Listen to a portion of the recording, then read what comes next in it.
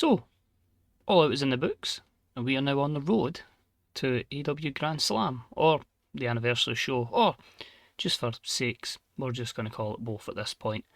So, that'll take place next week. It'll be basically that as its own special episode, and we'll take Dynamite and Collision as we regularly would. Because obviously I don't know how to kind of make it a special in that kind of regard, because obviously it's still your TV, so we'll just have an extra TV tape. It might not be the greatest Dynamite, but I'm not planning on using everybody we normally would on a pay-per-view. I know All Out was stacked with 16 matches. I've got 6 matches at the moment for the Dynamite side, because obviously I've only really got one show to book things and try and make some fresh matchups for it. And we'll get a few off Collision as well. I'm contemplating what direction to go in terms of, do I go proper brand split, as in how WWE did maybe in the early to mid 2000s, with like literally brand exclusive pay-per-views, just to give more people opportunities. But we'll see as time goes on, because it's tricky, because obviously you get World's End and you've got the Continental Classic coming up. But hey, I'm just going to fire ideas at different points and see what works. But anyway, we are on the 17th of September. We're going to start off with Dynamite. Hopefully it gives you an idea of what's to expect the following week. And then, of course, we'll do a roundup of the other shows. So let's kick off with, boom, here comes the Dynamite. So we are live in the John M. Huntsman Centre, which I can't remember where it is. But we have Eddie Kingston coming out. He's going to speak after winning that 6-man scramble match at All Out.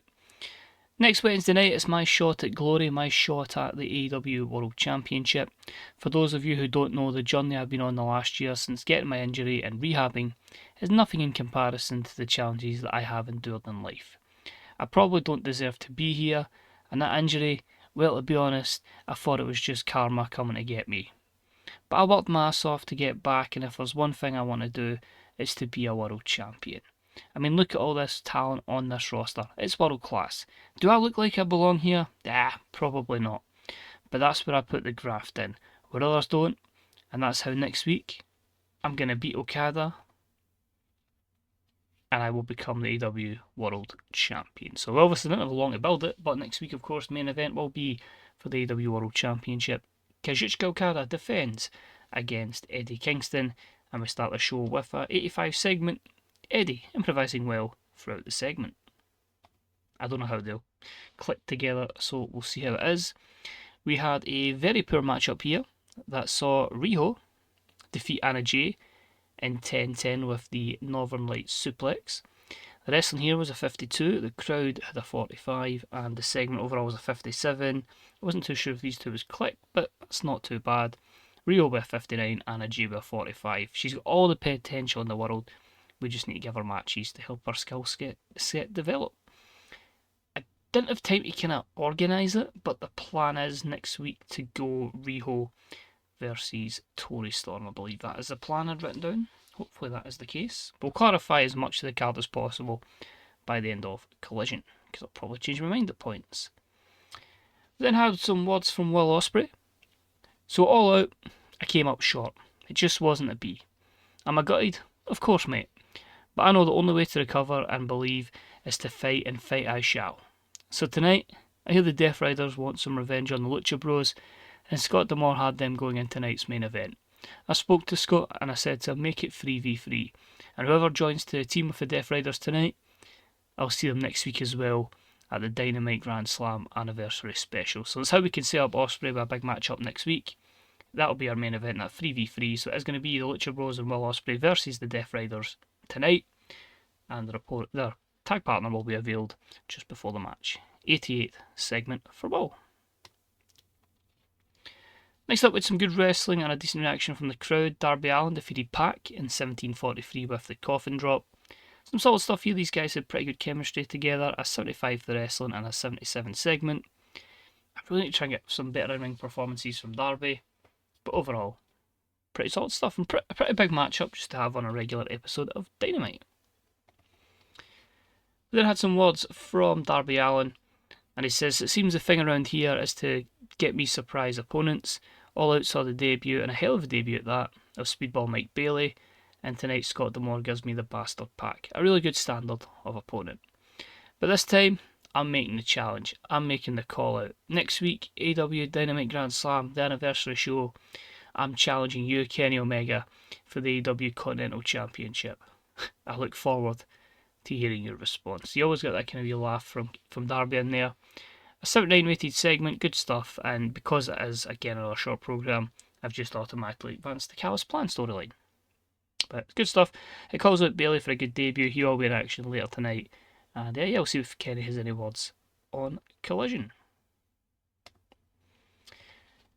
Renee Paquette has a quick interview with Daniel Garcia. Daniel, last week saw you lose to Zack Sabre Jr. at All Out. What's next for you? And he just says, Renee, I don't know. I have to go back to the drawing board. I have to get some wins. And I need to refine Red Death. So he's kind of like, that win, that defeat's kind of knocked him a little bit. I need to see what the future's got for Danny Garcia. And that was a 61. We then had a decent Wild Brawl. Athena and Billy Starks defeated the team of Priscilla Kelly and Saraya in 11-10 when Billy pinned Saraya. Athena was head and shoulders above the rest. Saraya was a weak link here. You can see there's 76 for Athena and just a 36 for Saraya, a 58 for the wrestling, and a 65 segment. So yeah, this team has not done very well.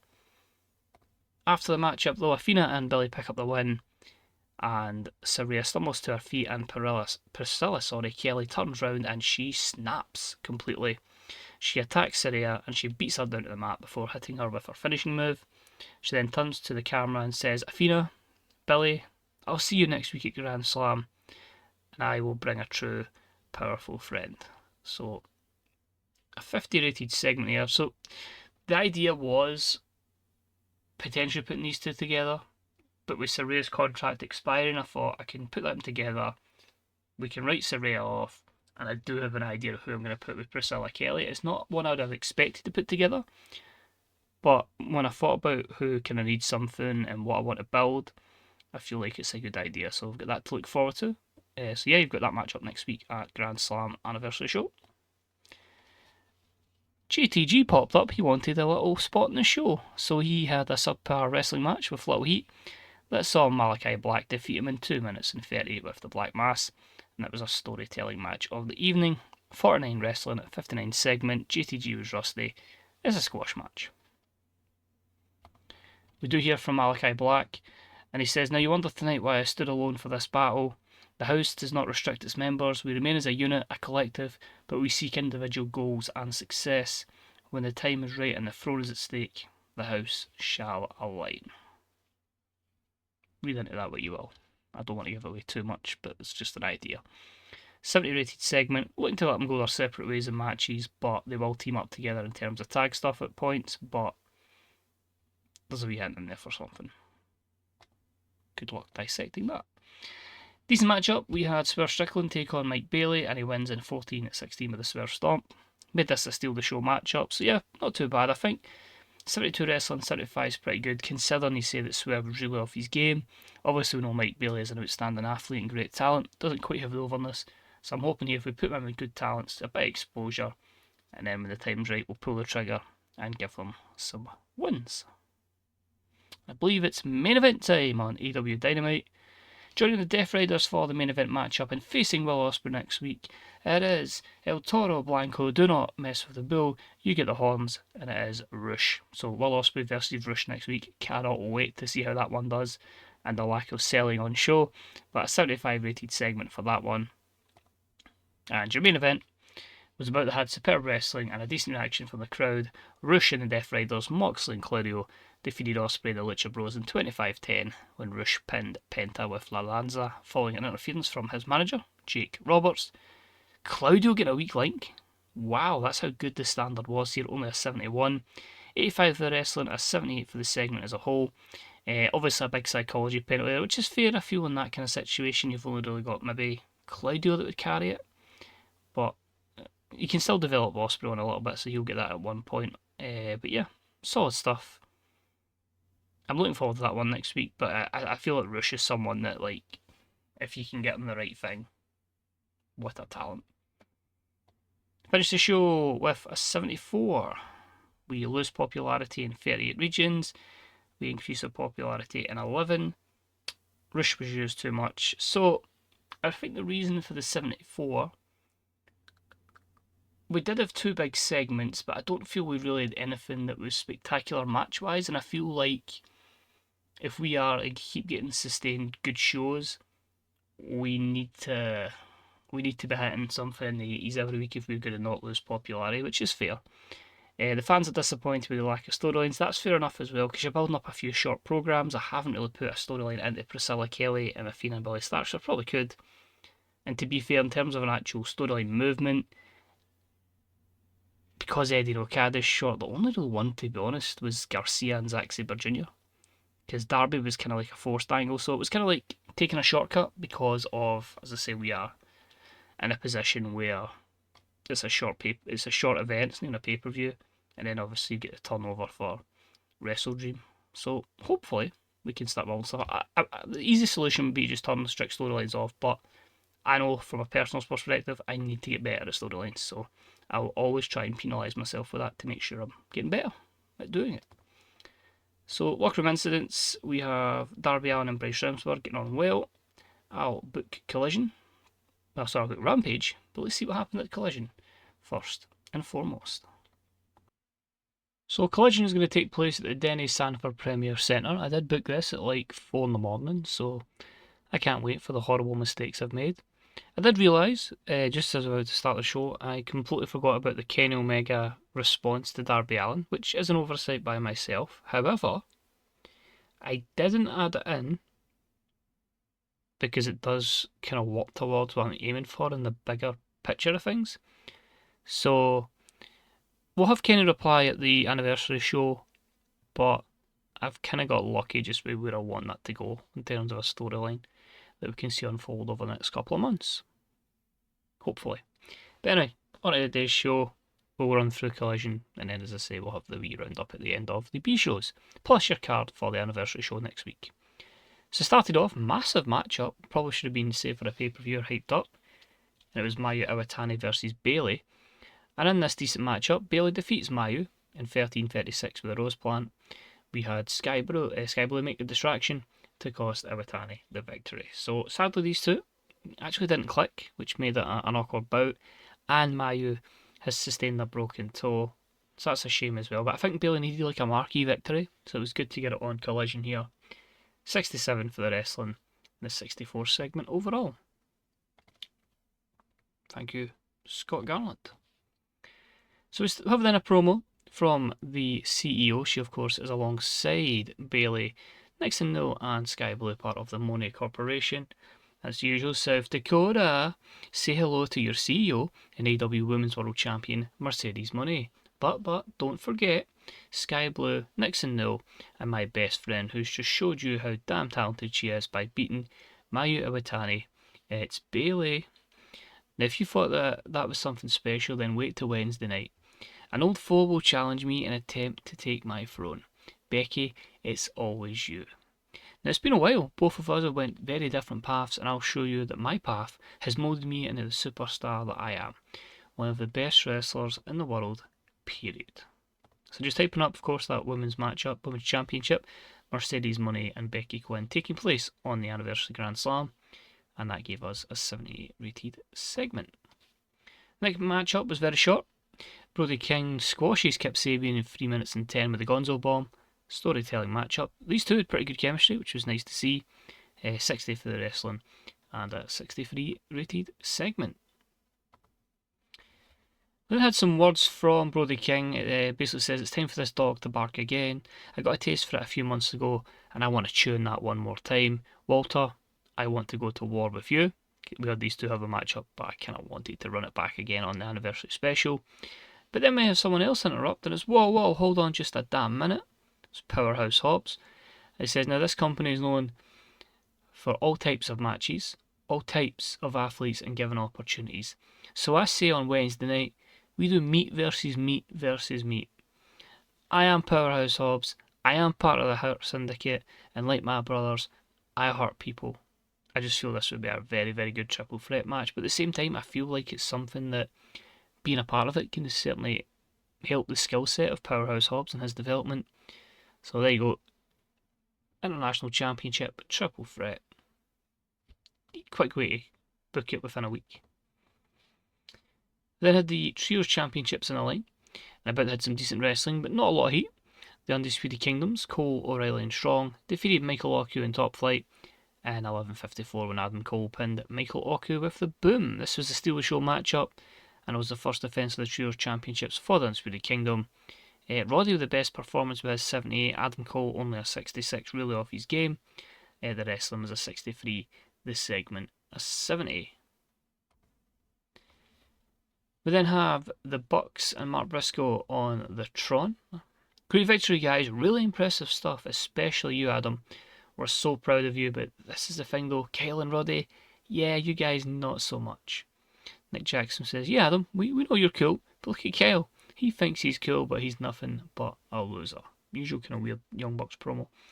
And then we get Mark Briscoe. Listen, boys, it doesn't matter what Kyle O'Reilly or Roderick Strong. What matters is Wednesday night when we go 3-on-3 for the Trios Championship with the Undisputed Kingdom. Now, we were unlucky at All Out, but with no House of Black, I got a positive feeling about this one. So just basically want to run it back, but a 3v3.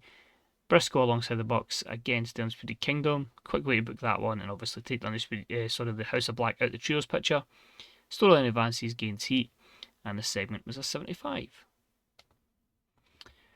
We then have a little segment backstage between Aussie Open. Mark Davis says to Kyle, what the hell is this, man? We're supposed to be on the road to getting back our AEW World Tag Team Championships, and here you are, you're challenging Okada in a main event match. Like, I know you want to test yourself, but why are you putting yourself ahead of a team again?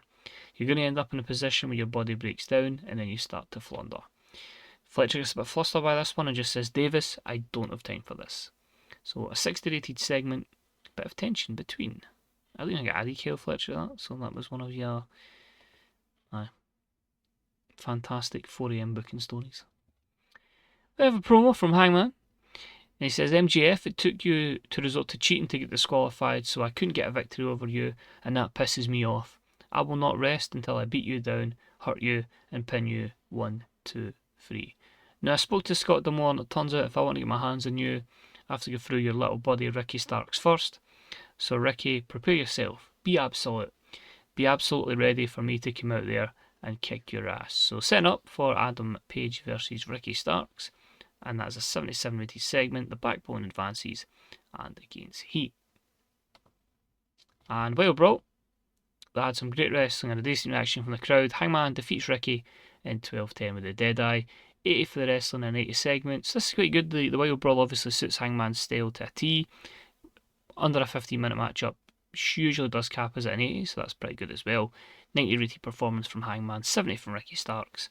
The storyline advances and gains heat. We then hear from MJF, who says, oh, well done, Hangman. Great victory. Loser. You think one win and that's it? You can get your hands on me? Don't be silly. Don't be you silly schmuck. I don't know what I've put there. But we've got a match for you at Grand Slam anniversary. But I'm busy, man. I'm the backbone of this company. I've got people to see. So, Mr. Regal, if you wish, well, I'd depart. So Regal speaks on behalf of MJF. He says, Hangman Adam Page. Now, don't you worry, sunshine. That was a lovely win over Ricky Starks. But if you do want your hands on Mr. Friedman, then yes, you'll need more victories. So Wednesday night, I hope you enjoy your matchup with this man, a mountain of a man, as you will be facing Mr. Mayhem Wardlow. So setting up that it's another step for Hangman to jump over, in this case Wardlow from the faction. A rare intervention from Regal, of course he is kind of like a manager mentor for MJF, but kind of more in the background. And a 72 rated segment for this one. So if storyline advances, loses a bit of heat. MJF and Regal went well. Sorry there's typos in the writing. I do it at 4am and I don't proofread. As long as I feel like I can read it out and make it somewhat make sense. We then had a good wrestling match with a decent reaction from the audience. We had FTR defeat Private Party in 11:42 and Cash Wheeler pin Mark Quinn with the big rig. 75 for the wrestling and a 78 rated segment. So overall this was good stuff there. All in the 70 rated performances. Of course though, we do need to hear from Wheeler and Harwood regarding Jericho and of course the attack on Cope. So you people want to know, or people want an answer to why we did what we did to Cope. What caused us to conduct ourselves in that way? You people also believe it was us who attacked Chris Jericho. Well, you people don't deserve shit, and we won't waste our time with you. So they won't speak so far. I kind of look at it as an idea of I can have them just be a bit quiet for a bit before we actually do the full-on heel turn. The segment was a 68, and the storyline advances and gains heat. I think this is leading us to our main event, so I don't know if I'm being great angle-wise, but we should score a very good main event matchup. And there you go, one of the best matches we've had on television for a while. It was about to have some superb wrestling and good heat, as Kazuchika Okada defeats Kyle Fletcher in 23-17 with a Rainmaker. 88 for the wrestling, a 72 for the crowd, and a 92 segment overall. Kyle Blott an 86 and Okada with a 91. If it isn't a bit obvious, then I'm basically teasing if it's worth splitting Aussie Open already, because Fletcher is putting in performance after performance at the moment. That's probably one of Okada's best showings so far. So overall, we got an 85, so I feel happy with that. We increased popularity. I think it's mostly two regions in the US. I don't feel we were particularly strong on the promo side, although we did build up to a few matches for this week, but for the upcoming show. But yeah, I can't argue with that one. I don't put Collision on AEW networks, that's why I don't increase popularity more. And as I say, more storylines were more through promos than matches, but you're always going to get that at this point with me. Any locker room incidents before we have Shockwave? Becky Quinn is influencing Azumi and isn't having a degree of influence over her behaviour. That's it. I will see you on the main screen as we round up the B shows and the card for the Grand Slam Anniversary Special. So let's round this up then. So Mayu Iwatani, the broken toe, is only going to keep her out for 3 days, so she'll be back pretty much for our next shows, should we need to utilise her.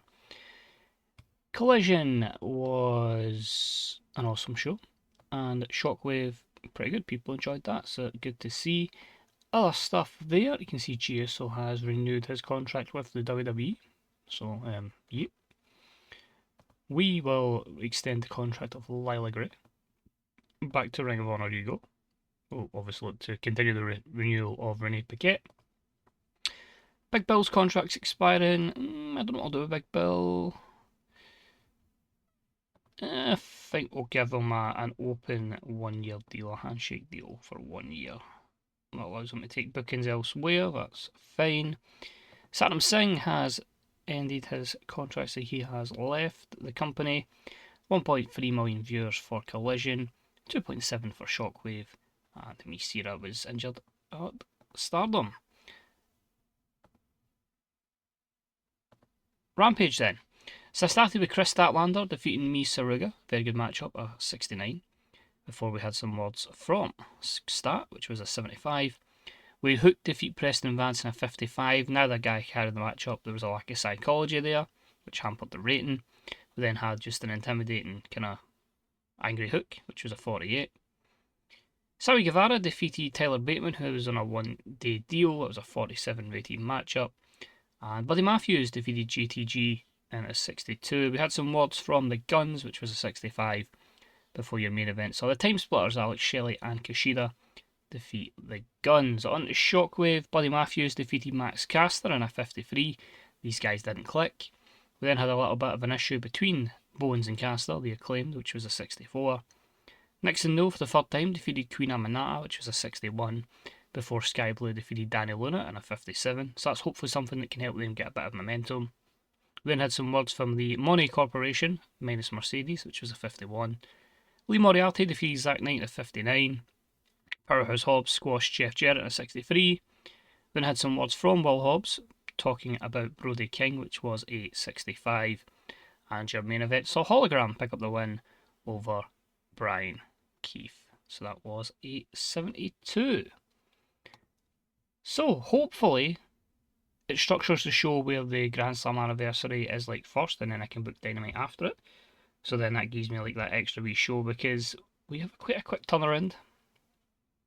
3 weeks, and then we're on to Wrestle Dream, but I'm hoping that should give me a good decent stretch. It's this big gap here to Full Gear that I'm looking forward to, because that is going to give me a real opportunity to get some storylines across. So just confirming what you'll see on the Dynamite Grand Slam anniversary show. You're going to see the AEW World Championship on the line. Okada defends against Eddie Kingston. The AEW Women's World Championship on the line. Mercedes Moné against Becky Quinn. Will Kenny Omega answer Darby Allin's challenge? The TBS Championship on the line as Rio takes on Tori Storm. Athena and Billy Starks will take on Priscilla Kelly and partner. We'll have Will Ospreay versus Rush. We'll have Hangman versus Wardlow. The Trios Championship on the line as the Bucks and Mark Briscoe take on the Undisputed Kingdom. And we'll have for the International Championship, Walter versus Brody King versus Powerhouse Hobbs. I might add one or two other matches, we'll see, but I'm trying to keep it a wee bit lower because it's not like a massive event. Although it will be hopefully in Arthur Ashe, if I remember. So that's it for this episode. Thank you very much for watching. Hope you enjoyed it. A wee thumbs up would be appreciated. Let me know your predictions for the show. And yeah, as always, check out this Fantasy Booker subreddit, Grey Dog Software Forums, twdb.com and bethebooker.net. And I will see you next time. Bye bye.